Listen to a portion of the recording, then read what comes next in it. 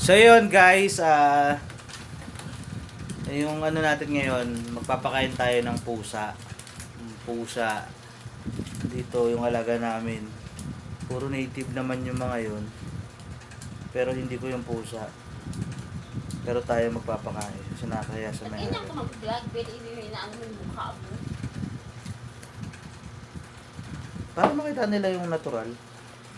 Sabi mo nga eh. Much better kung natural. Bakit si Ninang ay kitang-kita mo ang katawan? So, kape muna tayo guys. Oh, black coffee, walang sugar. Let's go!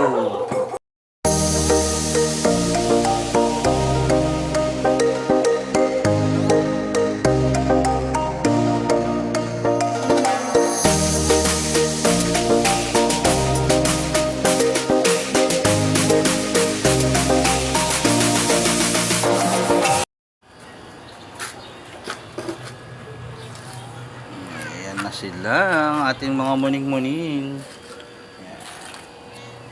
Pakakain muna tayo ng pusa.